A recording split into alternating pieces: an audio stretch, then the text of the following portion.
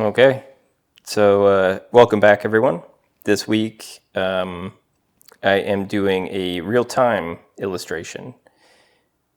Don't ask me why I chose this one to do real-time on. It was just felt right, I guess.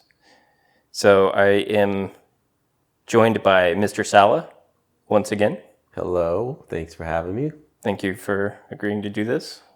If you'd like to see more or hear more of Mr. Sala, please check out our previous episode, the Contra series. So this video here, I had to fly out the morning of March 27th. So this is about 7 a.m. And I think I had about 4 hours until I flew out. So I just woke up and was trying to, I just wanted to bang out a new illustration and to test out a new tool for this video, which will kind of get into that and talk a little bit about that. But Had you had your coffee already when the filming began? no, I think that was my first sip actually on screen there. And So proportionally, the work should get better as your consumption. yeah, because this looks amazing. Well, and what I'm doing here is I knew I was going to do a smaller illustration. So before I have to get up and rack the camera and move it in closer, I just needed some sort of like guide so I knew when the camera was close that I wasn't going to be totally out of frame. So that's all that is. And that is the Copic marker I'm using. Now the marker itself, I was not totally sure that this was a whiteboard marker, so I tested it out in the corner. Even though it said it's water-based, I wasn't totally sure if this was gonna stain the board or anything, so I did test a small corner and discovered that it indeed did wipe away. And so this is great because I'm able to use a very fine line felt tip on the whiteboard as opposed to the typical fat, Sharpie nibs. Wait, so I guess I didn't know this, but you can't get fine-tipped whiteboard markers? Not this fine. This is like a felt tip pen that you would draw a normal illustration with. And you, at your 7 a.m. self, were like, I'm just going to try this pen. Hopefully it erases. Well, I was clearing out some pens the night before, and I had this one on there, and that's why I was like, I wonder if this would work. And so I tested it out in the corner and let it sit for a little bit and then tried to erase it. If it didn't erase, what would you have done? That would have been it. But that's why I did it in the corner. Do you have an extra whiteboard in your garage? No, I do not.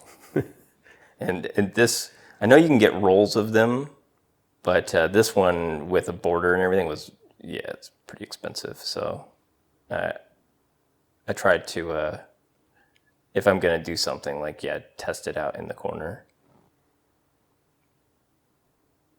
Now, Mr. Sala, you're here to keep things somewhat lively because it gets very boring talking by yourself, and I couldn't imagine doing a 90-minute commentary on this video. But I think we'll kind of dip in and out of maybe some of the Alien franchise a little bit. Any questions you may have. I know a lot of the stuff for our Contra episode got cut out. Technical questions, things you had on, I guess, my illustration stuff. Just from a viewer's point of view, maybe stuff that people are interested in that I take for granted. Well, I think if I were new to watching your art being created, I would wonder immediately a couple things. One of them is, do you have, reference open that we can't see on camera, that you're seeing, or do you always do it from your mind? Yeah, for the most part, I'd say 90% of the time I'm just doing it from my mind. If it's something like you'll see me throughout this whole video, my eyes are a few inches from the whiteboard here. But then again, the alien queen is kind of easy for several reasons, just growing up with it. So it's kind of stuck in my head anyways. But yeah, I did have a little iPad off to the side just in case I needed to like remind myself, oh yeah, there's 6 or 7 fingers on the queen alien's hands, or little things like that that might be too small in the illustration to actually see. But there are little details. So yeah, but I'd say for about 90 to 95% of everything I'm drawing, it's just from imagination. You said you had drawn this queen alien like a lot as a kid? Like you? No. Oh no? I've seen James Cameron's Aliens far more than I've seen the original Alien. And I did a Halloween costume one time where I went as the Queen Alien. So I kind of know the sort of like beetle-esque shape of the head, and the general, like, I know that it has 4 arms, sort of like 2 tiny vestigial arms on the inside, and then 2 larger arms, and just stuff like that. But yeah, I mean, most of the stuff that I'm drawing on this whiteboard stuff is technically just fan art, but it's not like I draw this stuff all the time. I was generally for many years against drawing other people's stuff. Yeah. Well, I guess what I mean is like I used to draw the Ninja Turtles a lot as a kid or teenager. I was like, as I was going through like a lot of drawing and art classes and stuff, and I guess just mixing whatever was on my mind at the time and cool popular culture and like my making art, it just kind of came out like I'd have Ninja Turtles in every notebook. I think I mentioned this in the Contra video that I was constantly drawing those headbands and everything, like, but like you get to do it so many times that you don't have to think anymore. The shell goes here and kind of like the structure just comes out of you, and then it's just a couple of choices after that because it's kind of muscle memory. Yeah. I mean, there's like, from my memory of building the costume, this was many years ago, like maybe 2010, but I had to look at a lot of reference then. And I was just using like duct tape and garbage bags and whatever I could find. And because I'm not necessarily doing like a super detailed, tight, like 1-to-1, like if I was going to do like a really like high res, high detailed poster, I would of course do more reference. This is just more like sketchbook doodles, I guess, treat it. But yeah, there's a point at which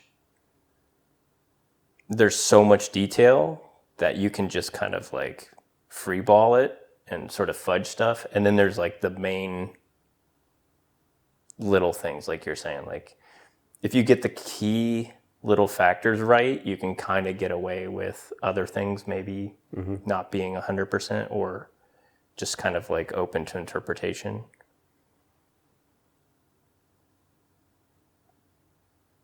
And in the franchise, there's only one queen. There was no queen in the first one. James Cameron introduced the queen in the second one. She gives birth to a queen because she's impregnated in the third one.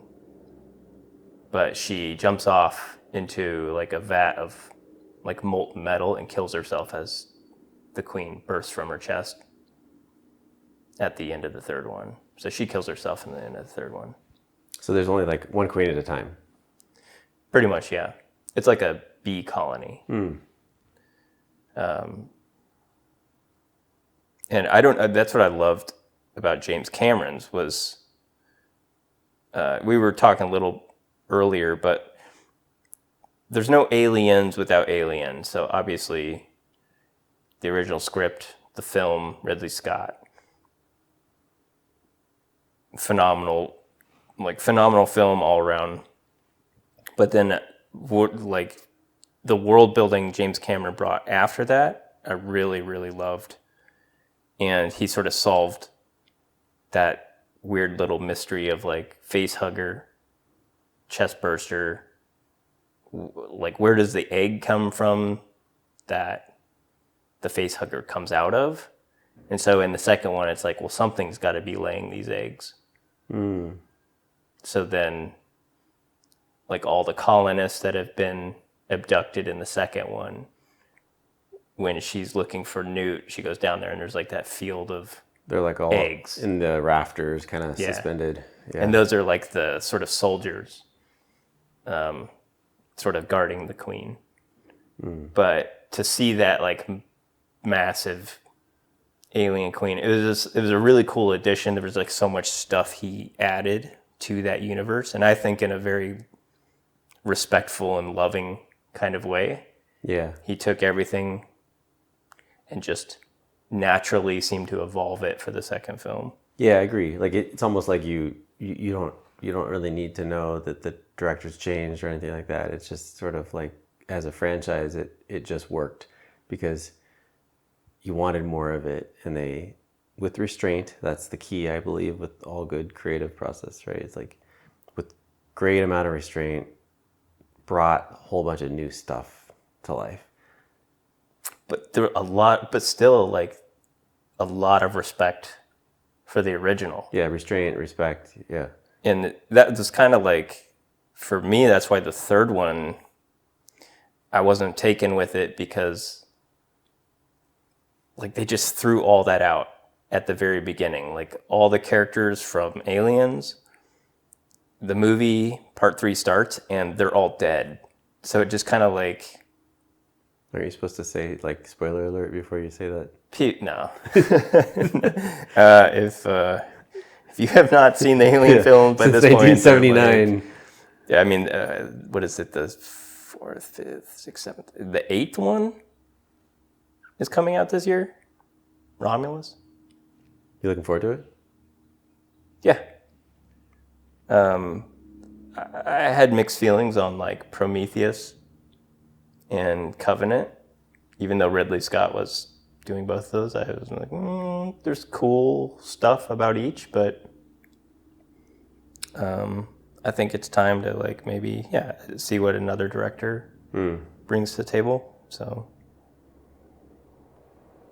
okay, so this morning you woke up and you're like, I have to get a flight, I don't know where you're going, in 4 hours, and you just literally chose the topic that morning, or you already knew you wanted to do aliens? I had like an idea of a couple different things I was going to do, and then would you indulge me to know what the other choices were? I can't quite remember, because I'll write them down, and then whether or not I do them or don't do them, generally whatever I end up painting, I just like toss the other ideas away. Like I don't even... So I know I kind of wanted to do a painting for the TV series Wayne. Oh, you told me to watch that, but I didn't. Yeah, it's okay. You don't have to watch it. Isn't there a Trans Am in it? It's an incredible Trans Am in it, and Conan the Barbarian's in it too. Oh, crazy. Yeah, I think that was a contender, but that was... I just didn't have the time for that. That one would definitely require a lot more reference, visual reference, unless I'm going to just do caricatures of every character. So, I don't know, creatures, this is always easy, really easy stuff to draw. It's all slimy and like... Speaking of which, that's actually a good time to talk about. I'm just mentioning like creatures being slimy. This pen, although it does work on the whiteboard, it's kind of oily.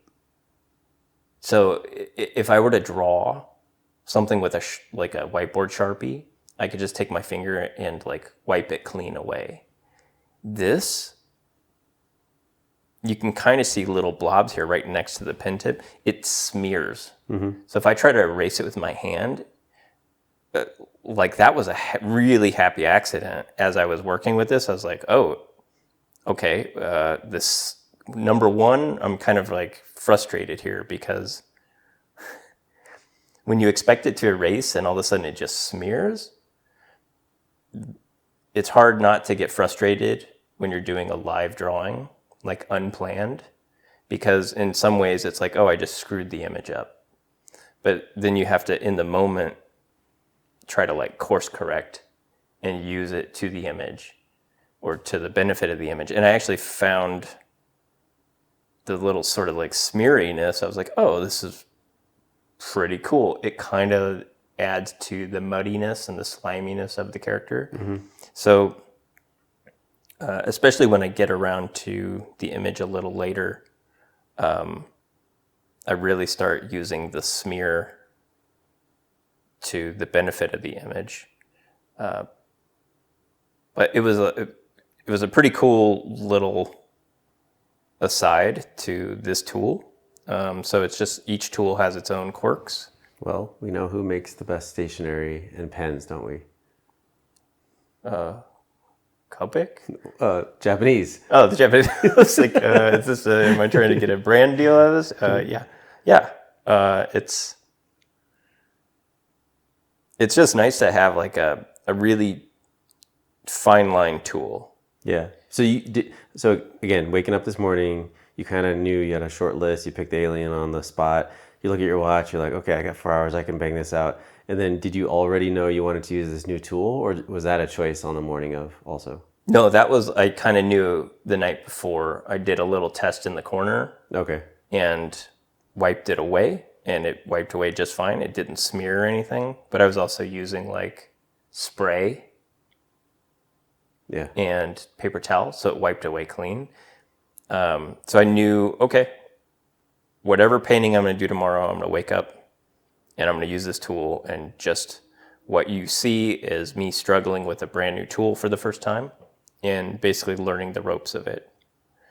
So that, and like not necessarily having an underlay or image mapped out, there's a lot of anxiety in a way. It's freeing, but there's a lot of anxiety while I'm drawing these things because I can always ditch the video, right? If it sucks or it doesn't work out or I screw it up, like my hand touches it and I smear it, I can always just ditch the video and not use it. But I really wanted to push myself and try to get something cranked out in a couple hours because, it was like 4 hours till the flight time, but I had to be there 2 hours ahead of time. So I really was like on a 2 hour crunch period. Were you packed already? Totally packed. Where were you going? Copenhagen. Oh, gotcha. So it was an international flight. And it's like, but that was part of the fun too. Is like, oh, there's kind of pressure. Wake up, make coffee, just hit record and go. I feel like the pressure for me and often other creatives, although I know people that are the opposite too, but the pressure can be the right amount of push you need to get the job done. Some people are opposite. I've come to learn that stronger as I've worked with bigger teams, but yeah, pressure and constraints can really like move you forward because you may need the encouragement from something to take the first step or to jump off the plank or whatever, to get the show started. But pressure also can make you rise up, but it also can make you shut down. There's a time and place for it. You can't just do constant pressure 24/7 like on every project. Well, you have to feel the difference, right? You have to feel Yeah. pressure, and that means you need the lack of pressure. Yeah. They're also like, there is a sense of like when a deadline really, really matters, that pressure, like it can be like, yeah, you can feel the stress of it, but at the same time, if you keep in mind, maybe this isn't a good thing, but if you keep in mind, like, well, tomorrow's the deadline, I literally have 12 hours left, whatever comes out, comes out. And if you keep that in mind, it can free you in many, many ways, like, because you can only get done what you can get done. And like if it doesn't work out, then it doesn't work out. So like there's no sense in like being like, oh, this limb or whatever in the drawing didn't turn out the way I wanted it to. It's like, well, this isn't one of those drawings where, you know, I sit for 8 hours doing a tight rendering or whatever. Yeah. I see a lot of like dynamic poses in your art. So you started with the Beatle-esque kind of head protective exo shell thing. Then did you kind of make up this pose as you were going, or did you already know what you're after? No, I was just going with it, but I mean, I'm definitely recalling, you know, the way the alien queen moves in the film. You know, the way they sort of like puppeteered this like giant creature in the film. It has a real distinct way that it moves, and so more than anything, that's what I have in my head is that kind of like hunched over, like top heavy, kind of like thin-legged praying mantis, kind of like the way you would, you know, animate a creature moving. So I'm always trying to keep that kind of thing. Like what is the character's movement going on? Like what are they doing? As far as, you know, just sort of like getting that part of the character across. So, yeah, without like an underlay or anything, it's just kind of like a slow feeling it out process. Like just make sure this limb is leading somewhere. And then like, you know, once this foot is set down, then it's easier to then come back and start drawing the second leg. Well, it's got like a, I don't know what to call it, like a creeper pose too, like the classic, like I'm coming to get you, like, you know, there's something to that. Like you wouldn't draw him like sitting up against the wall like James Dean smoking a cigarette, right? Like he's got to be like, Oh, yeah. I'm coming to get you. Yeah, that's true. I mean, I guess I could have done like a more ridiculous caricature of the alien that's like definitely like, I don't know. It's weird. I feel like I don't have a style. I think we talked a little bit about this and never made it in the Contra thing, but I don't feel like I have a style per se because I don't ever just work in one specific medium long enough to be like, this is my go-to. I think a lot of artists, like really, really good artists, they work within a medium for a very long time and then they master that medium and that becomes their style. This is the antithesis of that. I don't think I necessarily have a style. So it's weird to like, the point I'm trying to get at is like, to your comment, the pose of the queen or like doing like a ridiculous kind of like fun pose of the alien queen, it would never be my style to do something like that. I wouldn't feel right doing that. I could try. I guess I could take requests and try to sit back and do like the was it like Spaceballs when the chest burster comes out and it's like, hello my bear bear. Like that. Yeah, could do that, I guess. They're in a space diner. Yeah. The eggs are interesting. Like, do they have the like slit opening kind of thing when they're closed? Like the indication? I can't remember. Yes. So, okay. So, because like if you think about a chicken egg, there's no indication of like a weak point or a joint that opens, right? Yeah. But they gave these almost like a flower, like where petals kind of. Yeah, and then like it peels open and got all the like slimy smegma as it like rips open. But I think like, yeah, the idea that it's already there like a mouth or I mean, it's like a vagina. I mean, it will just, it's very sexual in nature. All of hrgiger stuff, highly sexual in nature. So I don't think that's too taboo to talk about that. It's cool with the pock mark. It's very like lunar surface pock marks. It's fun that you almost like going back a minute or so on the video. The smearing got a little crazier on the egg, and I think you were trying to bring some like shadow into it, maybe. Yeah, so now you can see I'm like fully embracing the smear as the video goes on.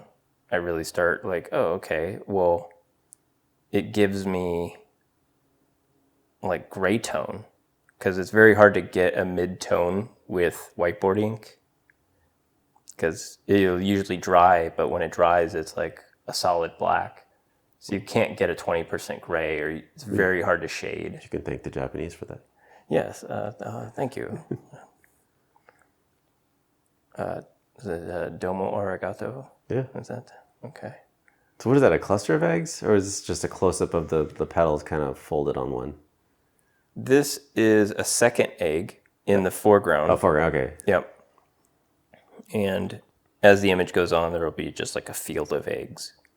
You know, in the first movie, the alien grows up like super fast, right? In like an hour or Yeah. like, I don't know, real time or whatever, reality time, a couple hours or whatever in the movie.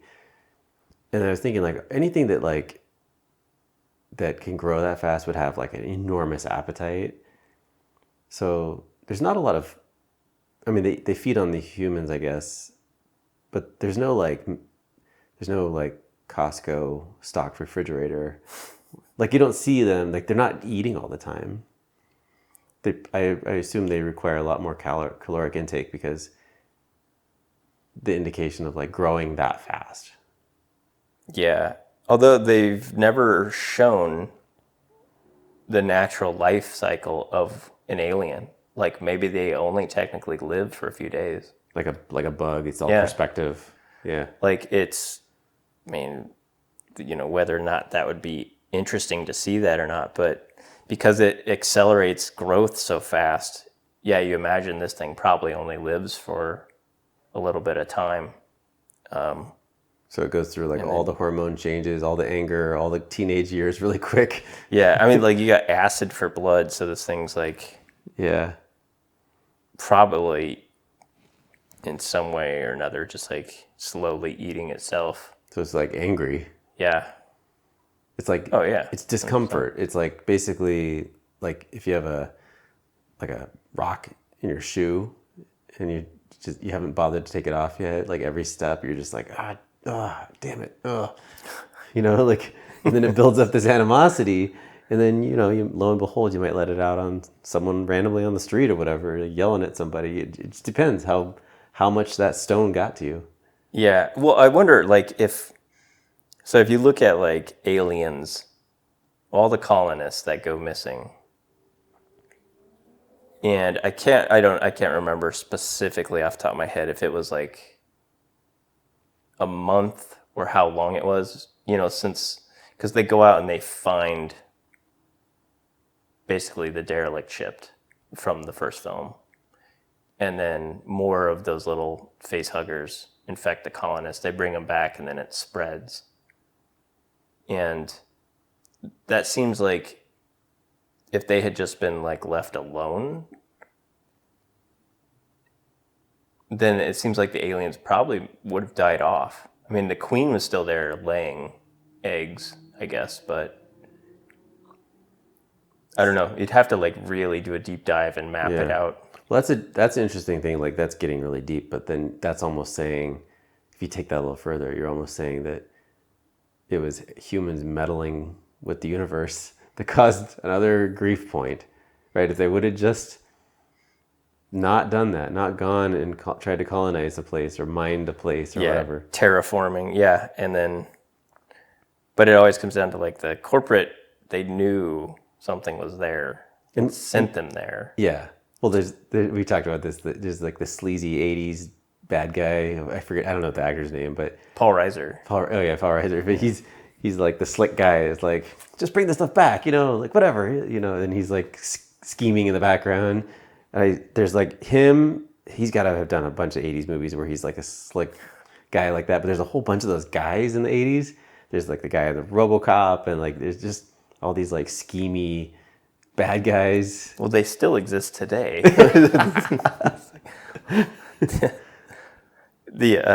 It's funny. One of my good buddies, he messaged me like a week ago or something, and he said he was showing his young boy, who's like 12 or 13, Aliens for the first time. So he was getting to watch it with them. And he was just like, oh, it's actually a lot of fun to be able to share these films. And the one thing he said was about Paul Reiser's character. His son was like, oh, he couldn't stand the guy in the vest. And he's like, I hope the guy in the vest dies. Because they really like make him a unlikable, smarmy asshole. I just love that. Like he summed him up though, the vest guy, the guy in the vest. Yeah. I mean, he was quite young to be like, he had a pretty elevated role in the future space exploration of Earth or whatever. Oh, yeah.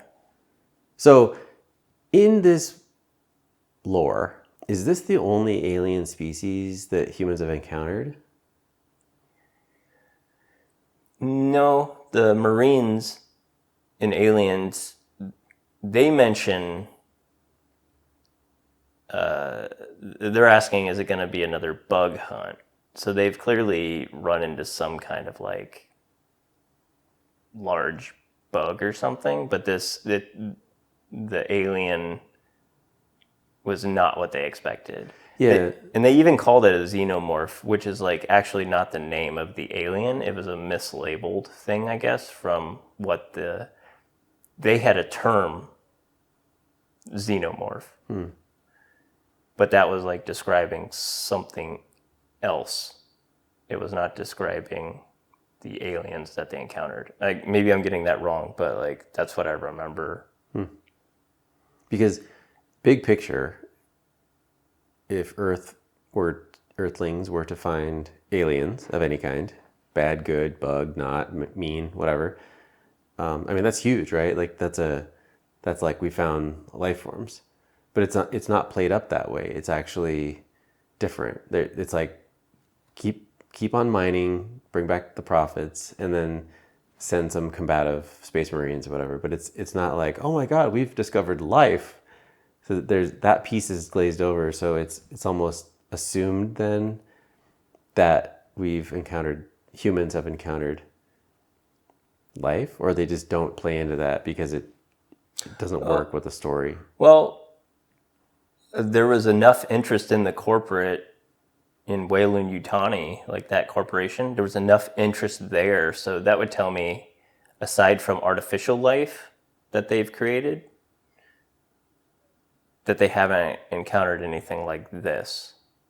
So whether those bugs that they were referring to were just like sort of like passive life forms, this seemed to be of enough interest or significant merit that they were willing to send colonists there to try their, like, well, the Paul Reiser character, he's trying to smuggle one on board. So he tries to get Ripley in a room with a facehugger to get her impregnated, to then smuggle her back onto the ship through quarantine.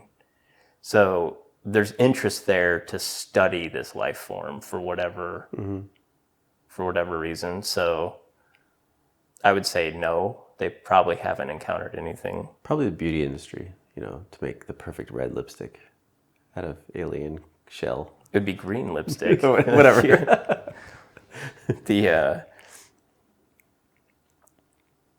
Although then in Prometheus. Did you see Prometheus? The later ones, I mix them all up, so I can't remember. Yeah, it's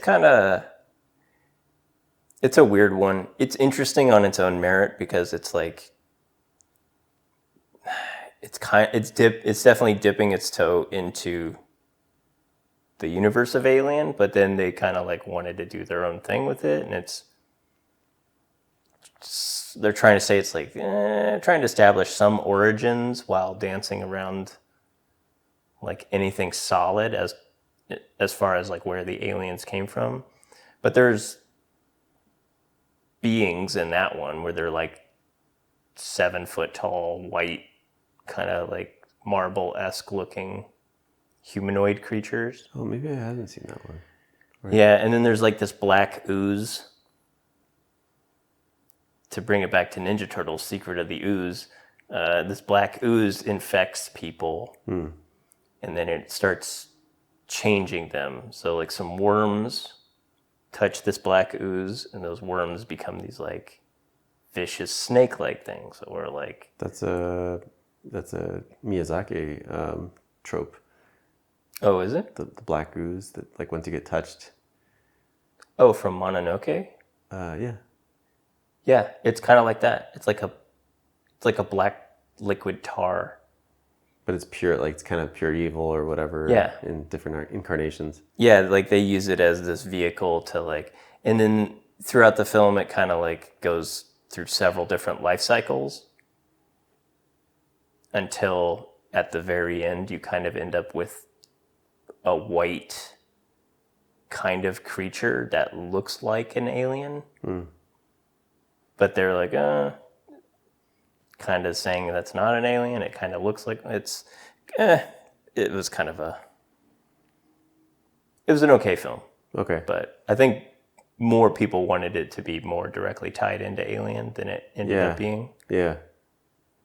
So this shot, I mean, these minutes of you doing the egg hatchery thing here reminds me of those videos that I watch a lot on TikTok and YouTube and Instagram of where people put up obstacles for their pets to see if they can get over it or through it, or toilet paper rolls to see if the cats and dogs can traverse.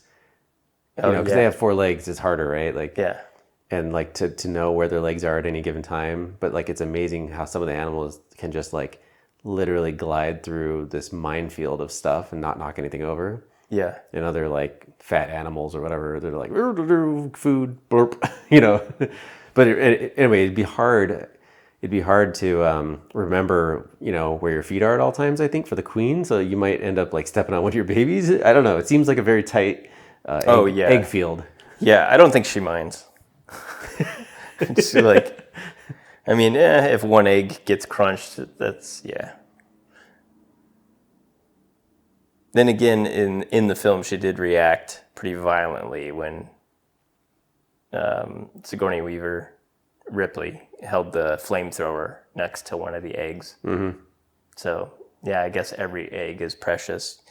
These are tiny eggs. These are not full-grown, which, see, this illustration is already betraying continuity because the eggs under the queen's feet here are significantly smaller. Well, you know why?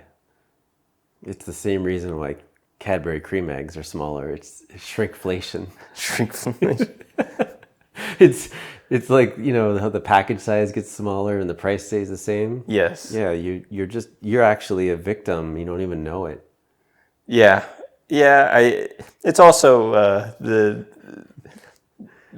the issues with the this medium where it's like not necessarily planning out scale and size. Yeah, I like your now you've like the evolution of the smear is great because now you're using it as an underlayer Yes. and like like giving it dimensionality before you even put the outline on it. Yeah. And now it's like very satisfying because you're like, oh, it's almost like it brings like a photographic quality into a very simple line art style. Yeah, and there will be some close-ups of this later. Actually, the tail here is the tail and like the eggs where I was able to really start embracing the smear. Some of my favorite parts of the illustration because of everything you just said.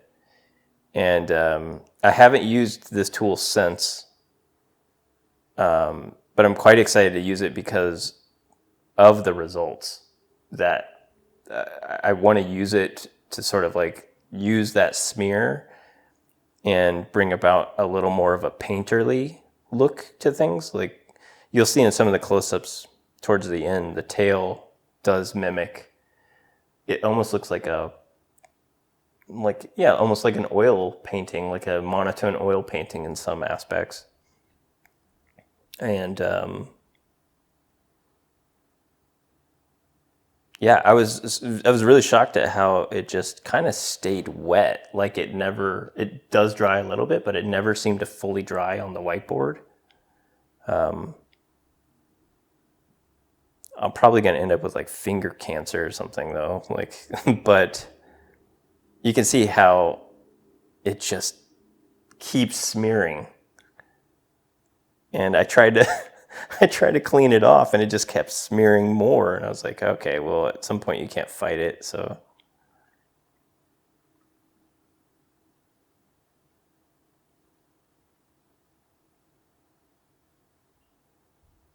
it is satisfying though. Like sort of experimenting with with a new tool and then it pays off because I've experimented with a couple other tools where it's an instant like, oh, well, that doesn't work.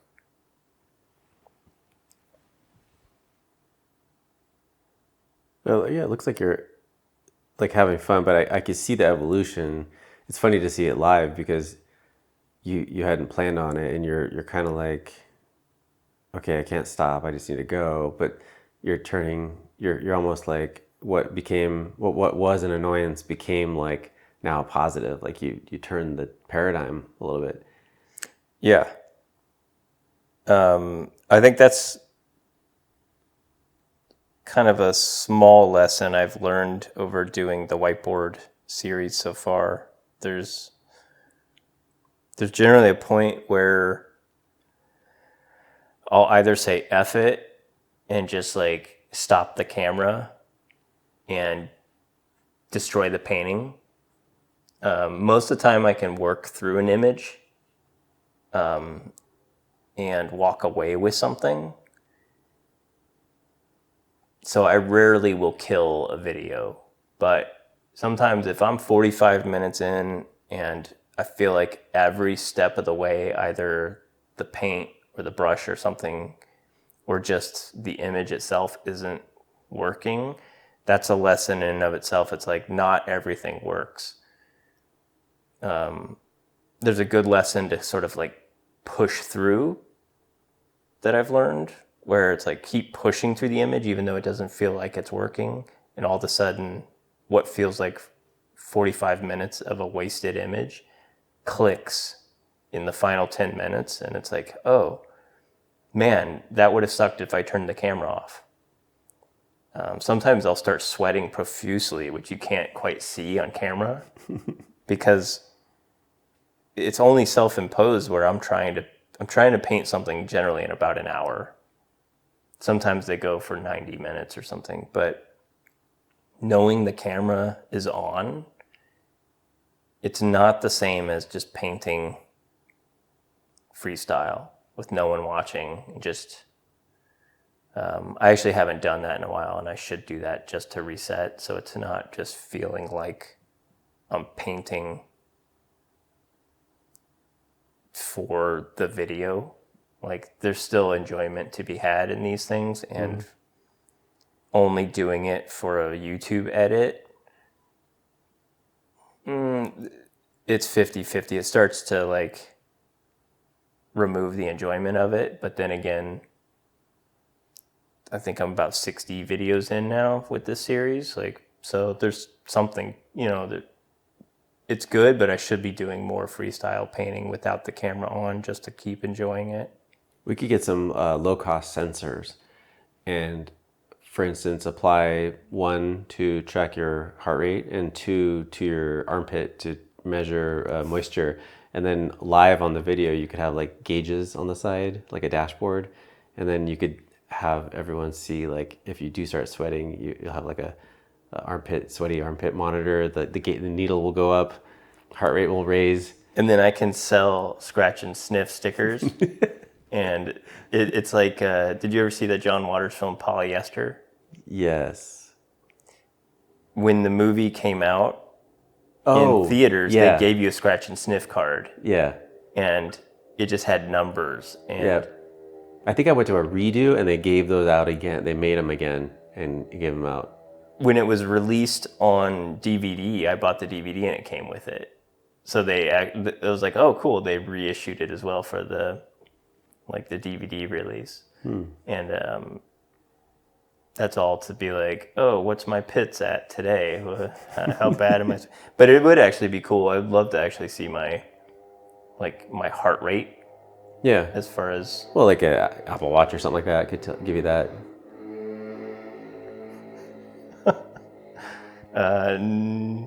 Neighborhood kids, I'm guessing. It's okay. I've got one too.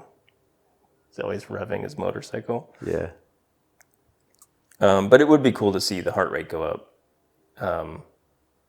Because nothing's really at stake. And it's only a self-imposed deadline. Yeah. But... Well, the harshest critic you've got is yourself. Is me. Yeah, and that's why I'm like... kind of...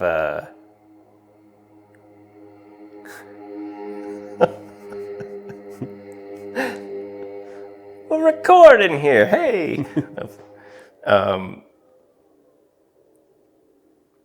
Yeah. So there is still that like feeling of like letting yourself or someone down. Yeah. I called the neighbor kid in your neighborhood and I told him my address. Come over here. Yeah. Oh, God. Hilarious. It's fine. I'm leaving it in. I mean, this is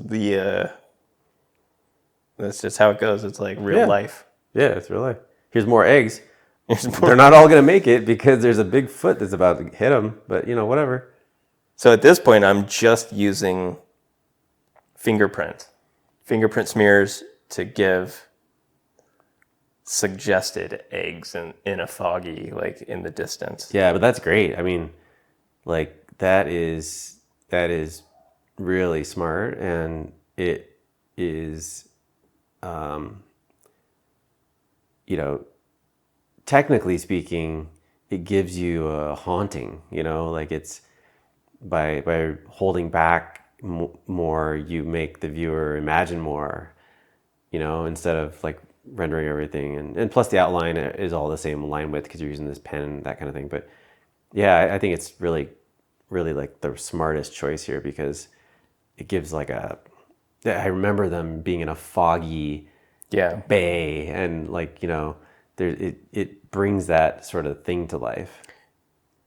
Yeah, it's towards the end of it you'll see it more, but unfortunately the sun, you can see the reflection here in the whiteboard, so it's so bright. It's actually, the images has a lot more depth. The reflection here is kind of washing out a lot of it, which is unfortunate, but I couldn't really fight the early morning sun on this day. That's all just to say the eggs, the haze and like the atmosphere will pop a little more when I'm doing like the close-up shots at the end. Mm-hmm.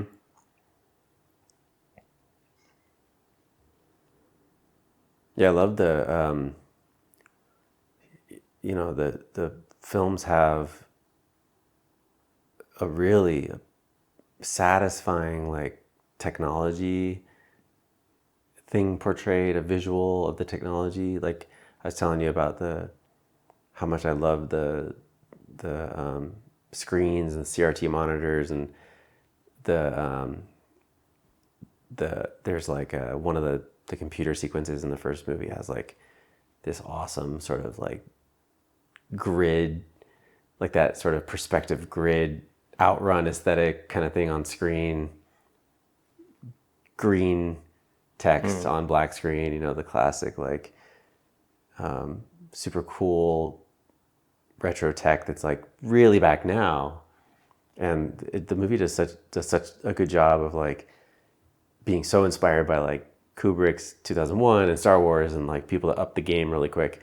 And then I think they did a great job of like obviously hiring Geiger, but just such a great job of like making it a timeless treat versus just like getting it done. Oh yeah. I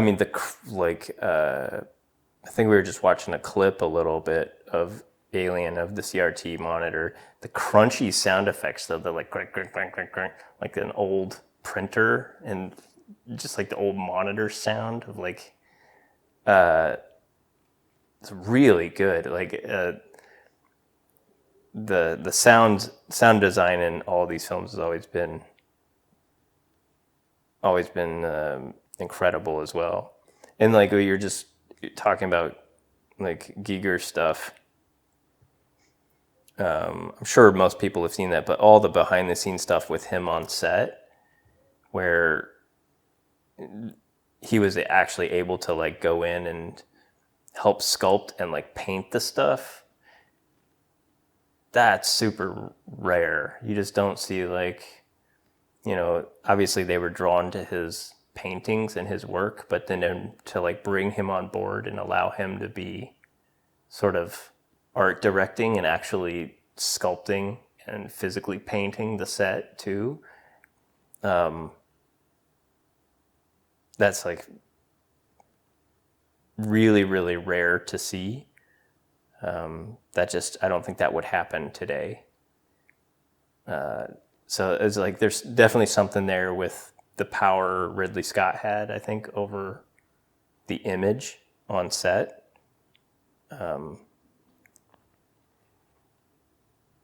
And one of the greatest things about it was that the alien design is almost like seamless with the mechanical workings of the technology of the time. So like the corridors with the hoses and the piping and wiring and stuff, like it camouflages.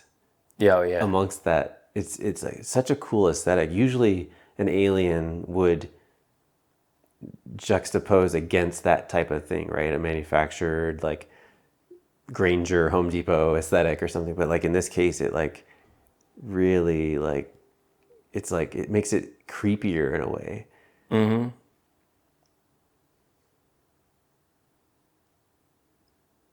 Yeah, there's some really good shots in Aliens too, where specifically the Marines are in the hallway and they're shining their lights, looking around. They're like, "What is all this stuff?" And it's kind of like this sort of solidified, like almost like a resin all around. And that's great because like they shine their light right over it, and even you, the viewer, can't see it. And the second their back's turned, like where they were just shining light is an alien, and it just like turns around and grabs one of them. So it's like as a viewer, it's there, but you still can't see where the set ends and where like, by the creature way begins. I think we know by now, like if you're in a group of, if you happen to be a Marine in the future, present, or whatever, and you're in a group, don't be the guy in the back. Right? Like, yeah, no. You're gonna, as soon as you turn around, like, yeah, you're disposable. Yeah. You're like the one they need for setting up the terror. Yeah. Well, they were kind of screwed to begin with when they were like, don't use weapons. So they got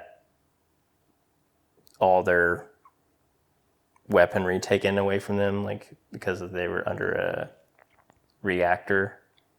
And if they were to set that off with an explosive round or something, then it's like thermonuclear explosion. So, like, man, what the fuck are we supposed to use? Harsh language? Like, Yeah. that's like such a good line. Hot coffee. Yeah, hot coffee. Yeah. But I mean, a flamethrower though, like that also is a great choice. Like you go back to like the choices that were made, and like think about the scenes, dark, foggy, greasy corridor with frayed wires and stuff. And it's like if you're holding a machine gun or whatever, laser rifle, whatever you could, might commonly go to first, it wouldn't be doing anything like to have that residual fierceness. Flamethrower is a great choice. Oh, you yeah. have like the build up, the flame, and the build down, and like the heat, and like it's just different. It's not as clean. It's like primitive, and it's cool because you see Sigourney Weaver like almost turn primitive to fight this thing, right? Like, Oh, yeah. so I like this whole like it's go time. It's like flamethrower. Even the exoskeleton, which is like super famous in all sci-fi lore, it doesn't have like a lot of guard on it. It's kind of a not very secure exoskeleton. It's just like a frame, but there's no like mesh over her face and stuff. Like, Oh, the power loader, the mech suit that she's in. yeah, it's not like I feel secure in here. Like a shark cage has like the bars of the cage spaced where the shark can't come through. Oh, but yeah. that loader thing is like She's pretty vulnerable. Yeah, her head could be snatched out of there. Yeah. That makes me think of like going back a little bit to when we were discussing Cameron following Alien and doing it in a natural evolution, but still like very respectful of the original. I think he was also looking at, so you see everything that happens in the first film, all the crew's killed. Ripley, like, yes, she is the survivor at the end of the film, but she wasn't like super action heroism. I mean, like, yeah, she manages to like walk in and her tiny panties that she's wearing, like very 70s, like uber nothing there, and then sees the alien hiding in the thing. She, slinks off, gets in a suit, manages to like open the airlock and like blow it out and then burn it up. Cool. Awesome. Like to then take that character, bring her in to what Cameron's doing. He introduces Newt, like the little child. So it's like he's taking basically a woman in her 30s, and Cameron's now like, okay, what is she like as a mother? So it's like a natural evolution of that female, and then her motherly instincts kicking in leads her to become far more heroic than the first outing. She's actually now going into, the Queen Alien's den. She's going down into the shit. And it's like, that's what you want as an evolution. Like, it's not just repeating the first film. It's pushing her. She's feeling things she hasn't felt before. Mm-hmm. Now there's something at stake. And she suits up, goes down there to find the kid. And it's all driven by, like, a parental bond, like this, like it's as if it's her daughter at stake. So it elevates everything. And I know like some people are like, oh, the first film's better, second film, but the first film is like horror. Second film just has a lot more going on. It's more of a roller coaster, ups and downs. It's got all that stuff, but I just love how it really does evolve her character, and it makes her more badass. Yeah, because she's scared shitless. She's faced it once, But now it's like, she wasn't capable of doing that in the first film. It just it she was on her back foot. She was pure just like processing and surviving. And then now she's coming into the second film with like she's really mad about the business that she got wrapped up into, and then she's really mad that she's back being hunted down. And then the motherly thing, like, so now she's like a different person because she's got like internal and external factors that are totally different. So like going down to in the den is a great scene because there's no way that character could have done that in the first movie because yeah, you know. So yeah, it is truly like almost like a different person. yeah. It's like that's good writing. Yeah. I think to me, and to just then like, oh nope, they're all dead in part 3. It's like that feels kind of that sucks as a viewer. It sort of sucks, but I think that's like I think that's why Aliens is probably the iconic like portrayal of Ripley. You still have Yeah. Ripley from the first film, but Ripley in the second one, she reaches that new character arc, and like the fucking power loader sequence is so good, like going one-on-one with the Queen. Yeah. Although I really would love to talk to the designers of that power loader in the future and ask them to put more safety protective bars built onto the door. It's very open. I think it's like, you know, I know you want to see the actor in there in terms of a set, a prop or whatever, but if that was a construction vehicle, like what it was made for, it would have had more, you know, think about steel-toed shoes. Like, Sure, yeah. yeah, this is like the equivalent of wearing sandals at a construction site. Yeah, I guess I can see that. I mean, Cool design. It brought, I mean, people in my generation a lot of imagination. It spurred a lot more like mech suit stuff for sure. I get it. It's the source, but I can see both because and my counter to that is it's not a military vehicle. It's like Caterpillar, and there are some backhoes and things that have no cab. It has like nothing covering you safety wise, and you could flip that thing over onto your head, you know, if you're not operating it right, and Yeah. you're done. Yeah. There's no roll cage.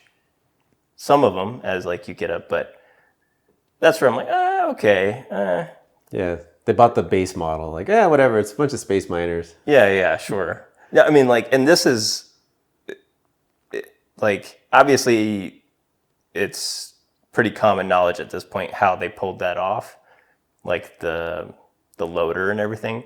But to go back to the 80s and remember when you first discovered how they pulled that off, because for the longest time it was like the myth of the hoverboard, where every kid believed that they actually made a hoverboard. Everyone believed that this was a working prototype that Caterpillar had made. There was like that belief, like, holy shit, like they pulled off that special effect so well. But to go back to that time when you're a kid and like, oh man, they made this thing and they never released it, and they made a hoverboard, but some kid died on it and they never released it. Like, but like that seemed to be the coolest like part of, much like Ridley Scott having a command of like image and just knowing his like sets and everything. Cameron being kind of like an all-around guru as far as like working matte paintings, illustration, set design, like working film crew, having that kind of knowledge. He knew where to cheat, like where he could bend rules, where he could break them, and where he could just like stitch seams together. And then they just like decide to, oh, we're just going to build a suit over a really strong bodybuilder. And we're going to have Sigourney basically stand on his feet. And that's it. Like, you've got this, like, you know, like suit made out of PVC basically painted up. And then you just got like a 5-foot something woman standing on the toes of a dude, like walking around. and it looks flawless. It sells the image, like, whereas today it would just all be like CG. Like back then, it's like, oh, you have to be clever, of like come up with solutions that sell and work on screen.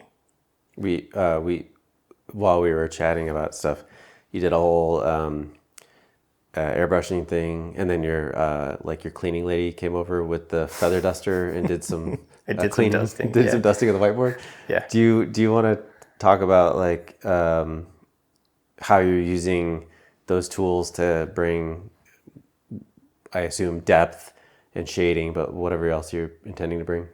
Yeah, I mean, the airbrush, I think I need to get a better airbrush. It's just not working, or it's the whiteboard ink, one of the two, the combination. It's not acrylic, so it doesn't go on the same way. I don't know why I'm expecting similar results.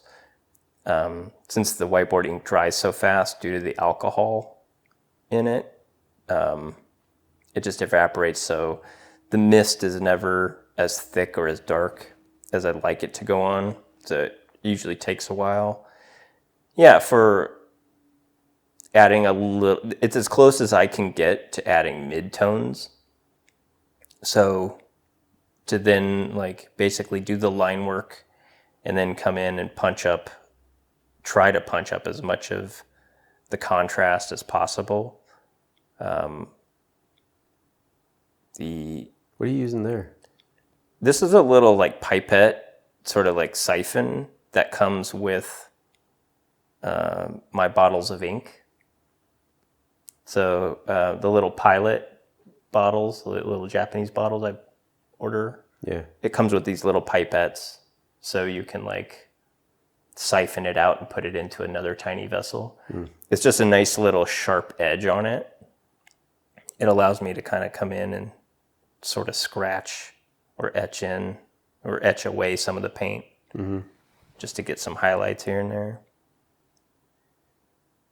And you're open to deviating, drawing outside the box. It's just the box is there to frame your filming mostly. It was there so I could punch in and kind of know, because when you have a camera 2 feet away from the whiteboard, when you look through the monitor, you can't see what you're actually seeing. So I just needed to draw some guidelines, so then I could kind of make sure that what I was filming was actually in camera. Oh, I didn't notice this before, but is there like another queen in the background? Yeah, there's several of her like soldier aliens back there. Oh, because we talked about this. There'll only be one queen at a time. Yeah. No, those are the soldiers. Okay. The head's differently shaped. Oh, right. The little like lightning storm, this was just a nod to kind of like the colonists on LV-246 when the storm was coming in towards the end. And Bishop's like flying the Marines jet through.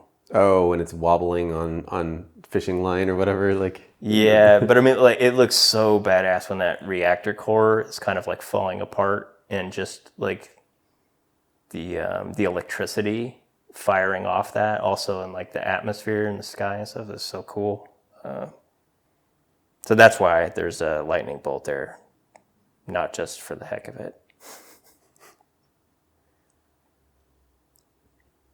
I will say though, because we were talking for a while, I wasn't even watching the video, but the little like soldier alien in the background, because I did those with that Micron pen, when I went to use the duster brush, there was another really interesting thing there, because I was originally dusting the airbrush, which is whiteboard ink. So that reacted the way I expected it to, just, lightly dust off. When I took my duster brush to the Micron ink of the soldier at the lower right corner, and also the mountains on the left lower corner, when I show kind of the close-ups at the end, you'll see the brush gunked up because that paint was that marker was oily, And it actually did a really cool, when I brushed through it, it just added this like chunky grain. Like, I don't know how to describe it other than like, I'll point it out when it's in the close-ups. But it was such another pleasant surprise texture that I wasn't expecting, that it was just like, oh man, I need to like log this in my memory bank to try to figure out how to use that effect to a greater gain next time. There's so much I want to do with this brush or this little like micro pen. It from here, without going into the close-ups yet, it has an element of motion to it. The background soldiers.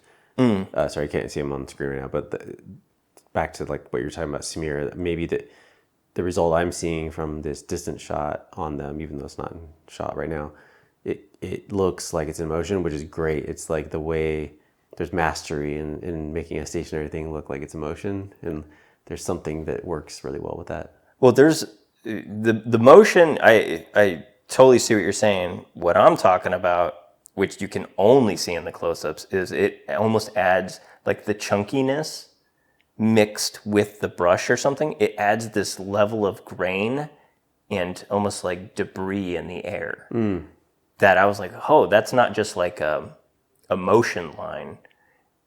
It was like I was trying to erase something, and it was like a texture brush adding something. So it was both erasing and adding at the same time. And I was like, whoa, this is weird. What's going on here? And it was just a matter of it was smearing it. And I think the smear was like pulling stuff off the bristles and leaving it behind on the whiteboard. So I'll specifically, I'll just remind me, or try to remind me. I'll try my best to remember to call it out when I do the close-ups.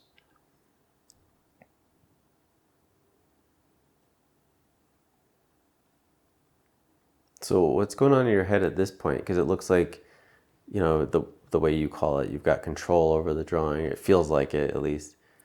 Yep. At this point, I'm like, okay, I feel like it's winding down. And I just kind of wanted to remove the border a little bit. So I'm bringing in like a tiny squeegee, and I'm trying to get a nice tight line on the image to remove, you know, the guideline that I had set there. Right there is the problem though, because I did the tail with the micron pen, and as you can see right there, it just keeps smearing now. So I originally set out to try to remove the line, and it just kept smearing it more and more.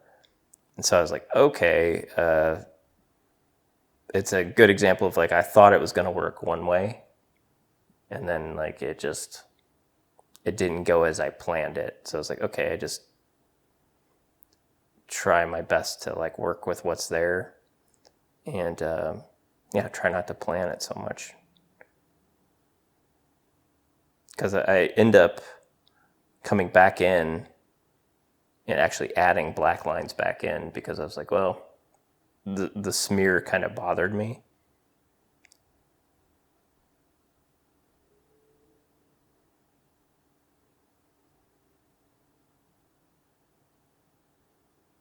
This may also be the smallest image I think I've done on the whiteboard.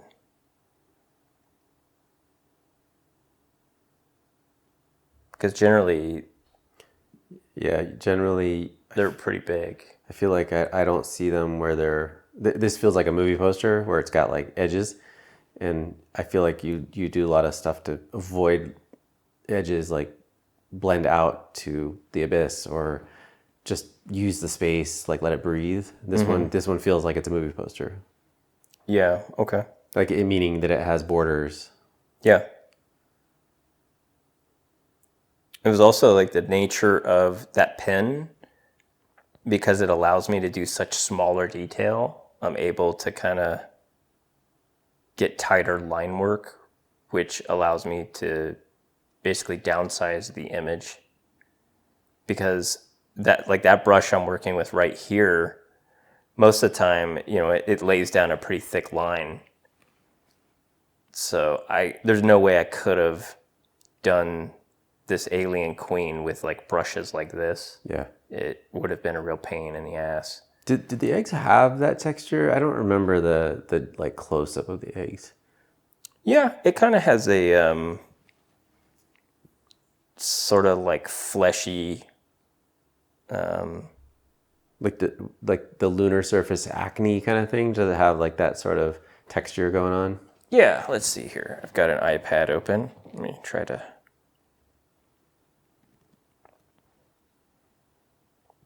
Alien egg. There's kind of like a. Oh yeah. And there's sort of that flowery opening. Yeah. It almost feels like it has a outer skin to it. Yeah.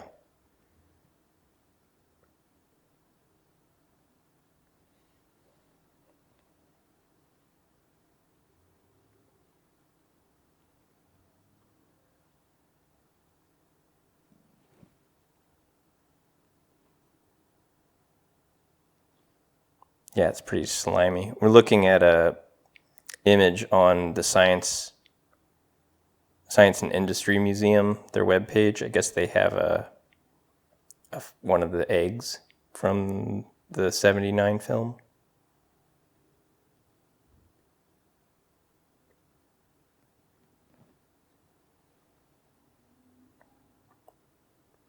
Yeah, it kind of has like the look of like a dinosaur skin or something like that. Like, you know, old Jurassic models. A little veiny. Yeah, you can definitely tell. Like, I'm just guessing here. It's probably just a big foam latex egg with stringy latex bits. All this stuff draped over it.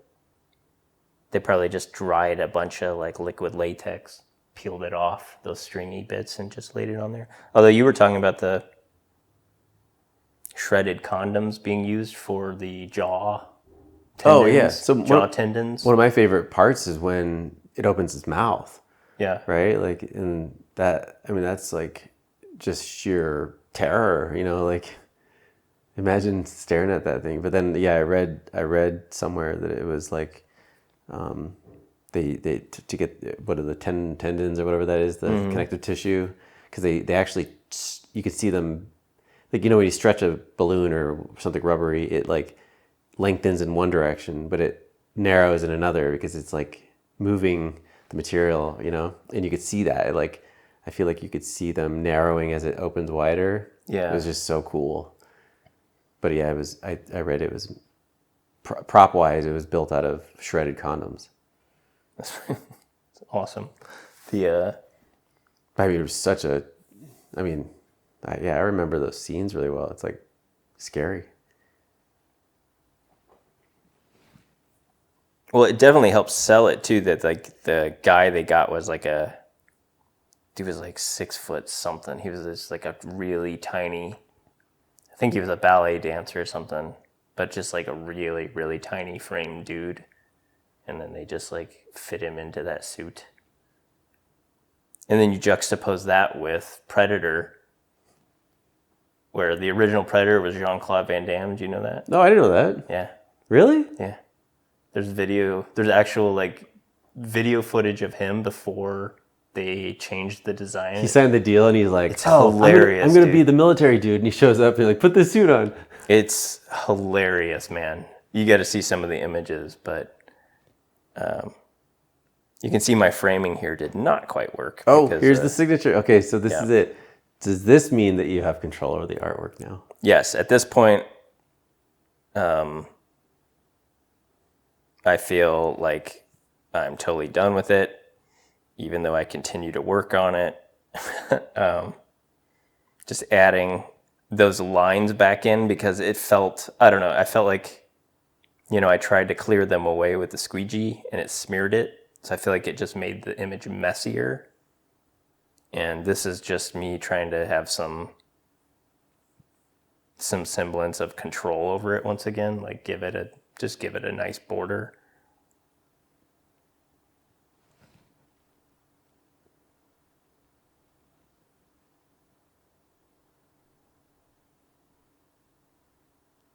Little bits of debris here and there.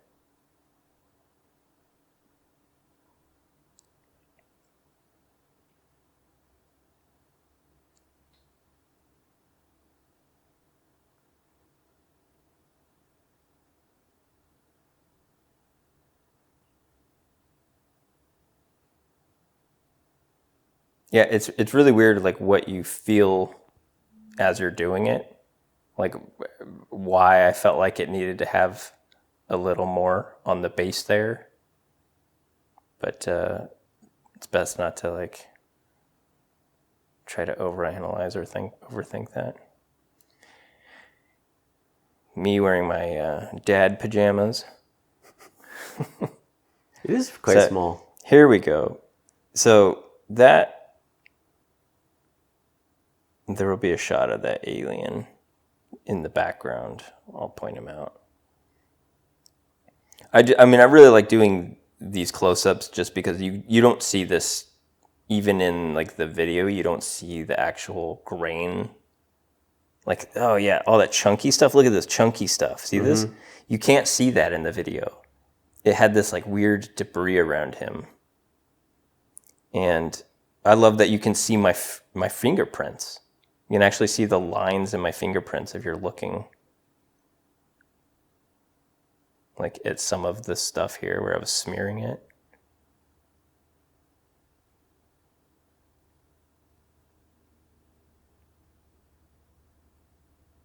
You can definitely see it there, all the finger like dabbings.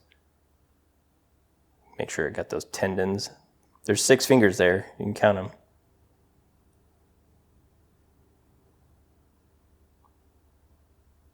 I heard it was faceless on purpose to make it even more scary. Yeah, it didn't have eyes. I mean, it technically has a face with the mouth, but eyes. No eyes. Yeah.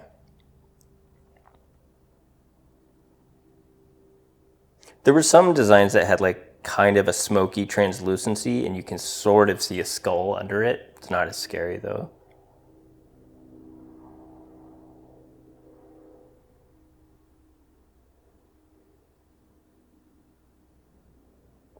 So the as I've been talking about, this micron pen and this kind of like oily thing, you'll see here when I go to dissolve it, you'll notice the whiteboard ink dissolves. Anything I use the micron pen on though is still staying there. So I keep spraying and spraying, and I'm like, okay, well, this kind of ruins the dissolve. Well, the acid blood of the creature is stronger than the pen. But the Windex. It's kind of cool. It's actually an interesting effect if I ever want to do an illustration where it's like raining or something in the background, like a live animation. Then I would probably use this pen, and then anything in the background gets dissolved. Just make sure I'm using like whiteboarding. I'm really doubling. You're up close, like, hey, take that. I'm really doubling down at this point. It's like, it's just not going anywhere. So at some point, I just call it quits and break out the squeegee. You could request to have like, Bounty sponsor you and like one swipe, like those videos of like. Oh, wow. Yeah, that's great. Yeah.